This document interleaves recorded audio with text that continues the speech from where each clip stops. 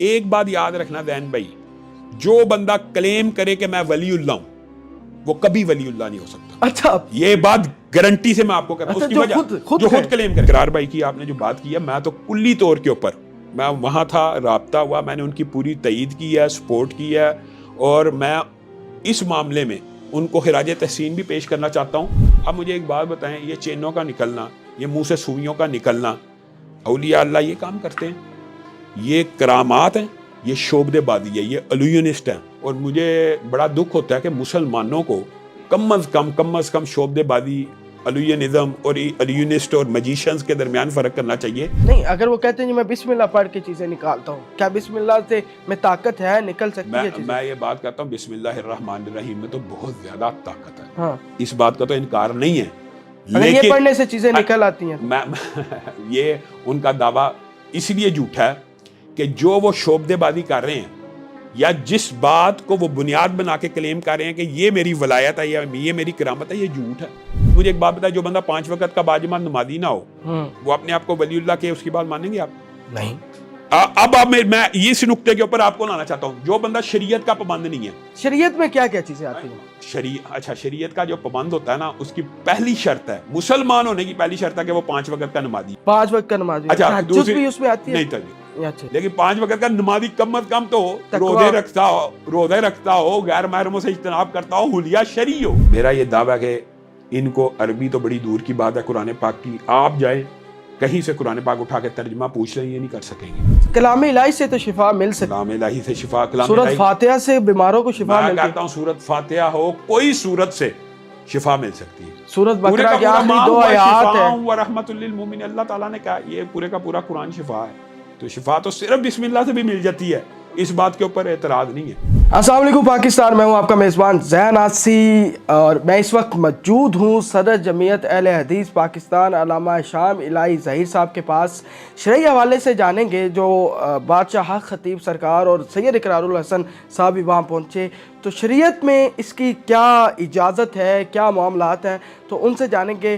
السلام علیکم سر، بہت شکریہ آپ نے اپنا قیمتی وقت دیا۔ وعلیکم السلام ورحمۃ اللہ وبرکاتہ، ایک مرتبہ پھر اہلاً و سہلاً، مرحبا۔ اچھا سر، شریعت میں دم کا کہیں اجازت ہے؟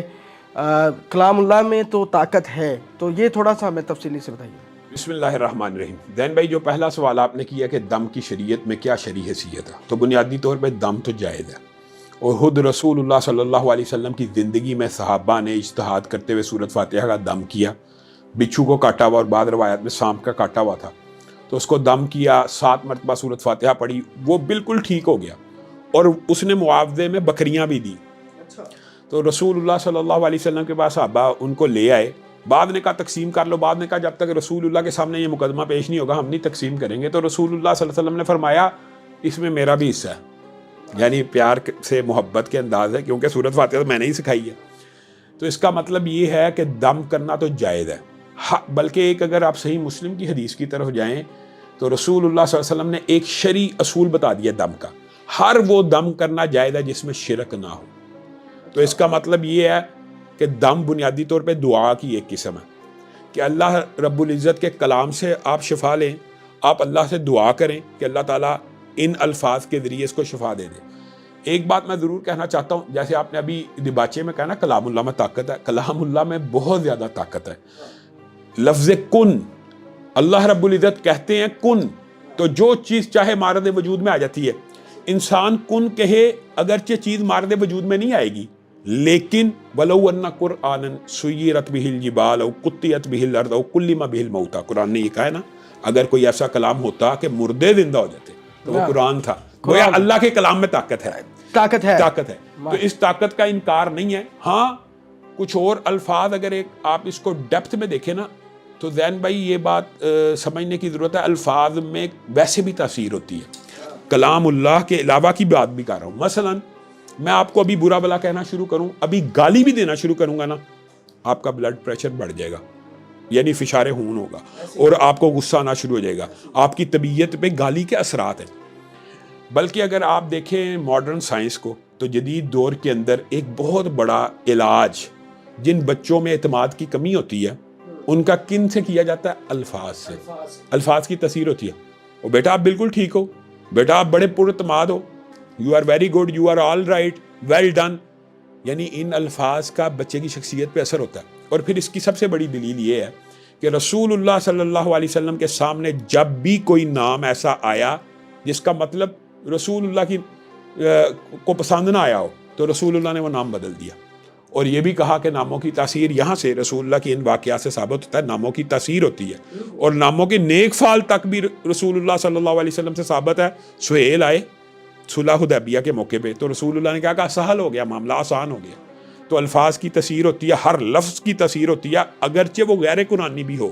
میں یہ کہنا چاہتا ہوں کہ قرآن کی تو طاقت ہے, یہ غیر قرآنی الفاظ کی بھی تاثیر ہوتی ہے, حرف کے اندر بھی تاثیر ہوتی ہے. ولی اللہ شریعت میں اس کی شرعی حیثیت کیا ہے, کس طرح اس پہ ہم کریں گے کہ اگر ولی اللہ ہو تو اس میں کیا کیا چیزیں ہونی چاہیے, دین وہ ولی اللہ؟ یہ جو آپ نے سوال کیا یہ بڑا دلچسپ ہے, یہ بڑا اہم ہے. اگر سامعین کو, ناظرین کو اور لوگوں کو اس بات کی سمجھ آ جائے تو یہ جعلی پیروں فقیروں کے سارے دھندے جادوگروں کے بند ہو جائیں. اچھا, ہاں جی, اس کی وجہ یہ آپ نے یہ جو بات کی ہے نا, یہ بڑی اہم ہے. ولی اللہ کون ہوتا ہے, ولی اللہ کا مقام کیا ہے, ولی اللہ کا منصب کیا ہے؟ ایک بات یاد رکھنا ذہن بھائی, جو بندہ کلیم کرے کہ میں ولی اللہ ہوں وہ کبھی ولی اللہ نہیں ہو سکتا. اچھا, یہ بات گارنٹی سے میں آپ کو کہتا ہوں. اس کی وجہ جو خود کلیم کرے, وجہ یہ ہے کہ ولی اللہ کا منصب نبوت کا منصب نہیں ہے. نبوت کو کہا جاتا ہے, نبوت کا ابلاغ کیا جاتا ہے کہ میں نبی ہوں, میرے پہ ایمان لانا فرض ہے.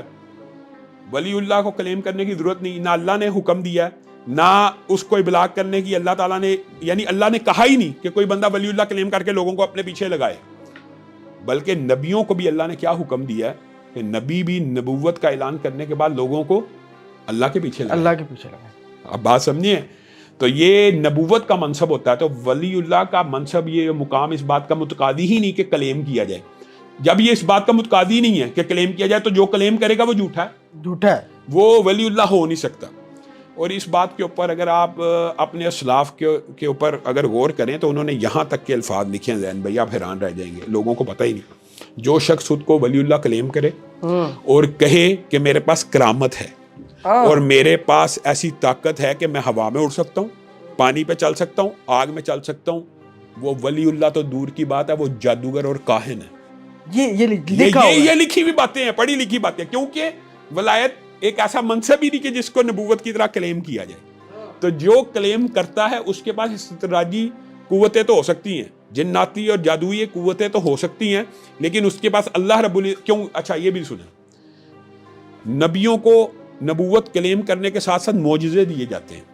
بالکل بنیادی طور پہ اگر آپ غور کریں کہ جو میں یہ بات مانتا ہوں کہ اولیاء اللہ کی کرامات ہوتی ہیں, لیکن جو جعلی اولیاء اللہ ہیں, کیا کرامات ان کے بس میں ہوتی ہیں یا اولیاء اللہ ان کرامات کے اوپر قوت رکھتے ہیں؟ کرامت ایک دعا کی قسم ہے. اچھا, یہ بات ذہن میں رکھنا ہے. کرامت نبیوں کے معجزے کی طرح نہیں ہے کہ اللہ نے نبی کو معجزہ دیا تو وہ اس کے ساتھ مستقل ہے. کرامت تو اللہ کی مرضی ہے, جب عطا کرنا چاہے کر دے, جب عطا نہ کرنا چاہے نہ کرے. تو ولی کے ساتھ اگر کوئی بندہ یہ کلیم کرتا ہے کہ میرے پاس ایک مستقل کرامت ہے تو وہ بھی اس بات کی نشانی ہے کہ یہ بندہ ولی اللہ نہیں ہے, یہ جادوگر تو ہے, کیونکہ مستقل نہیں ہوتی. کرامات کا آپ نے پڑھا ہوگا, فلاں ولی اللہ کے ساتھ یہ کرامت ہوئی, فلاں کے ساتھ یہ ہوئی. حضرت عمر نے ساریہ کو کہہ دیا کہ پہاڑ کے پیچھے چلا جا, کہاں بیٹھے ہوئے تھے مدینہ, اور اچانک تو لیکن وہ اس کا مطلب یہ نہیں ہے کہ حضرت عمر کے پاس ہر وقت یہ صلاحیت موجود تھی کہ جب چاہے میدان جنگ دیکھ لیں. یہ اللہ کی مرضی تھی, جب چاہے اللہ رب العزت نے دکھا دیا. تو یہ مستقل جو ہوتی ہے نا, کسی بندے کو اپنی کرامت کے اوپر اختیار بھی نہیں ہوتا. کہ جو اولیاء اللہ ہوتے ہیں نا, جو اصل اولیاء اللہ بھی ہوں, ان کو بھی جو کرامات ملتی ہے وہ مستقل نہیں ہوتی. ہاں, وہ دعا کرتے ہیں, اللہ تعالیٰ کی مرضی ہوتی ہے. کئی دفعہ اللہ دعا قبول کر لیتا ہے اور کئی مرتبہ اللہ دعا نہیں قبول کرتا. انبیاء کے بارے میں بھی حضرت ابراہیم نے کہا میری نسل میں سے کوئی مشرک پیدا نہ ہو, تو اللہ تعالیٰ کی مرضی, اللہ تعالیٰ نے یہ نہ سنی, باقی سن لی, اللہ کی مرضی ہوتی ہے. اچھا, آپ امریکہ تھے اور پیچھے سے پاکستان کے اندر معاملات سوشل میڈیا پہ آپ دیکھتے رہے اور آپ کا رابطہ بھی ہوا ہے سید اقرار الحسن صاحب سے. یہ بادشاہ حق خطیب سرکار کو آپ کس نظر سے دیکھ رہے ہیں؟ وہ کہتے ہیں کہ جی میں نے تو شفا دی ہے, دم کرتے ہیں, اس کو آپ صحیح حوالے سے زین بھائی بنیادی طور کے اوپر اگر آپ ان کا حلیہ دیکھیں, ان کے معاملات دیکھیں, ان کے کلیمز دیکھیں, تو وہ ولی اللہ تو بڑی دور کی بات ہے, ایک باعمل مسلمان بھی نہیں نظر آتے. बामल मुसलमान भी नहीं है। नजर नहीं आते, नजर भी आना चाहिए। हाँ। मुझे एक बात बताएं, एक बंदा आपको ये दावा करता है कि मैं आपको अल्लाह से मिलाना चाहता हूँ, हाँ। मैं आपको अल्लाह के करीब करना चाहता हूँ, मैं आपको अल्लाह के जरिए, अल्लाह के कलाम के जरिए शिफा दे रहा हूँ, तो वो बंदा शरीयत का पाबंद होगा कि शरीयत का मुखालिफ होगा? आपने कभी उनको फजर की नमाज पढ़ाते हुए देखा है? आपने कभी उनको जुम्मा पढ़ाते हुए देखा है? उनका ये क्लेम है कि मैं 18 साल से जाग रहा हूँ। और मैं अब ये इकरार भाई की आपने जो बात की है, मैं तो कुल्ली तौर के ऊपर मैं वहाँ था, राब्ता हुआ, मैंने उनकी पूरी तईद की है, सपोर्ट की है, और मैं इस मामले में उनको खिराज तहसीन भी पेश करना चाहता हूँ। लेकिन एक बात आपसे भी पूछना चाहता हूँ, और अहले सुन्नत के मकातब फ़िक्र से भी पूछना चाहता हूँ, बरेलवी देवबंदियों से भी पूछना चाहता हूँ कि जो बंदा पकड़ा जाता है वो जैली है, बाकी सारे असली होते हैं। तो ये बात भी सोचने की ज़रूरत है कि जो बंदा शोबदाबादी करता है, और इकरार साहब की अगर आपने वीडियो देखी, उन्होंने मुझे भेजी, मैंने खुद देखी है, कि एक ही औरत की आंख से चेन निकल रही है, वही औरत बार बार। अब मुझे एक बात बताएं, ये चेनों का निकलना, ये मुंह से सुइयों का निकलना, औलिया अल्लाह ये काम करते हैं? ये करामात हैं, ये शोबदेबाजी है, ये अलूयनिस्ट हैं। और मुझे बड़ा दुख होता है कि मुसलमानों को कम अज़ कम शोबदेबाजी, अलूयनिज़म और अलूयनिस्ट और मजीशियंस के दरमियान फ़र्क करना चाहिए।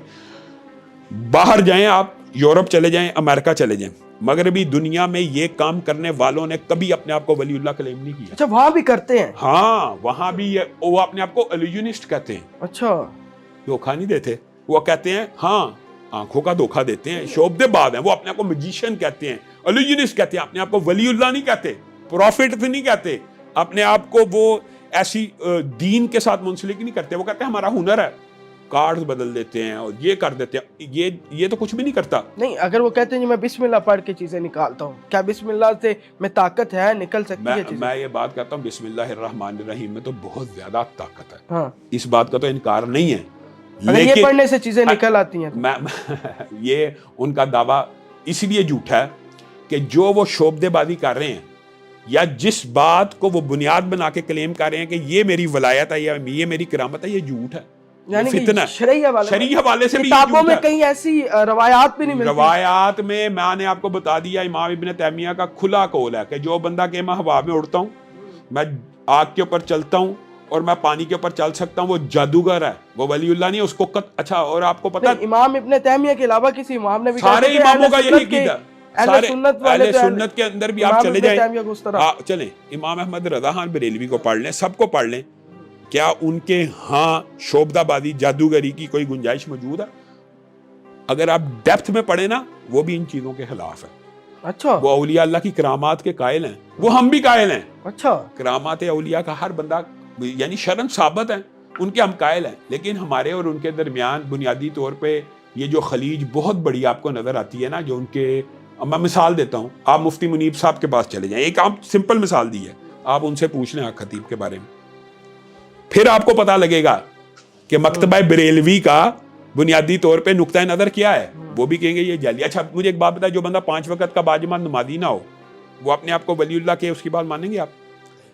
अब मैं इस नुक्ते के ऊपर आपको लाना चाहता हूं, जो बंदा शरीयत का पाबंद नहीं है। शरीयत में क्या क्या चीजें आती हैं? अच्छा, शरीयत का जो पाबंद होता है ना, उसकी पहली शर्त है, मुसलमान होने की पहली शर्त है कि वो 5 वक्त का नमाजी हो। 5 वक्त का नमाजी। अच्छा, दूसरी भी उसमें आती है? नहीं, तहज्जुद नहीं। अच्छा, लेकिन 5 वक्त का नमाजी कम अज कम तो रोजे रखता हो, गैर महरमों से इज्तनाब करता हो, हुलिया शरी हो, हुलिया झूठ भी ना बोलता, हुलिया तो शरी होना चाहिए। चले, मुझे एक बात बताएं, एक बंदा ये दावा करे, अब आपने बात खोल ही दी है तो मैं आपसे पूछता हूँ, एक बंदा हमारे माशरे में जहालत का अंदाजा, यहाँ पे हम लाहौर में रहते हैं, यहाँ पे एक ऐसा वलीउल्लाह गुजरा जो अपने आप को वलीउल्लाह क्लेम करता था, और उसके बारे में ये मशहूर था, ये 18 साल से नहाया नहीं है। जो बंदा नहाया ना हो वलीउल्लाह। अब आप बताए गुसल, अब आप बात समझिए, जिस बंदे ने वुजू नहीं किया और गुसल नहीं किया, और वो लोग कहते हैं ये बाबा, अब मैं उसका नाम लूंगा तो उसके मानने वाले शायद भड़क जाएं कि ये पहुंचा हुआ बुजुर्ग है, इसकी नमाजें ही अल्लाह ने माफ, क्या नमाजें औलिया अल्लाह की नबियों की माफ नहीं है? हजरत हुसैन आखिरी दम पे भी नमाज को अदा कर रहे हैं। अंबिया रसूलुल्लाह दुनिया से जब जा रहे हैं तो कह रहे हैं नमाज नमाज, नबियों की माफ नहीं है तो वलियों की माफ है। 18 साल से नमाज नहीं पढ़ी, गंदगी में लुथड़ा हुआ, उसको पहुंचा हुआ कह दिया। जो बंदा, अच्छा इनसे भी आप सवाल पूछेंगे, चलें आपने अगर इनके पास जाना है, आप इनको कह दें, आप इनसे आप इनको क्या फजर की नमाज की इमामत कराएं, हम आपके पीछे पढ़ना चाहते हैं, आप सुन लेना یہ فجر کی جماعت بھی کرا سکتے ہیں یا نہیں کرا سکتے، یہ خطبہ بڑا المیہ ہے۔ میں آپ کو یہ کہنا چاہتا ہوں یار، کم از کم ایک شریعت کا نالج رکھنے والا بندہ تو ہونا چاہیے۔ نقصان پہنچ رہا ہے اسلام کو، بہت زیادہ نقصان پہنچ رہا ہے۔ لوگ یہ سمجھتے ہیں شاید یہ بھی اسلام ہی کی کوئی شاخ ہے۔ جادو تو ہوتا ہے نا، جادو کا مانتے ہیں؟ جادو تو قرآن سے ثابت ہے، تو ہر چیز تو جادو، میں تو آپ کو روحانی علاج اس کا کس چیز سے کرتے ہیں؟ روحانی علاج جو ہے وہ بھی رسول اللہ صلی اللہ علیہ وسلم نے پورا بتایا کہ نہیں، قل اعوذ برب الفلق، قل اعوذ برب الناس، اور بندہ خود بھی پڑھ سکتا ہے، کسی کے پاس جانے کی ضرورت ہے؟ کسی کے پاس اگر جا کے دم کروا لے تو کوئی حرج نہیں ہے، اس پہ اعتراض نہیں ہے۔ اعتراض غیر شرعی حرکات کے اوپر ہے۔ مثلا میں مثال دے رہا ہوں آپ کو، اب میں ایک بات بتاتا ہوں۔ حق خطیب صاحب علاج کر رہے ہیں، مثال دے رہا ہوں، اور آپ دیکھ رہے ہیں کہ غیر محرم عورت ہے اور بے حجاب بے نقاب ہے اور ان کی نظریں اس کے چہرے کے اوپر ہیں، یہ علاج ہو رہا ہے؟ یا وہ غیر محرم کو چھو رہے ہیں، یہ علاج ہو رہا ہے؟ شریعت میں اس طرح علاج نہیں ہے، اجازت نہیں ہے۔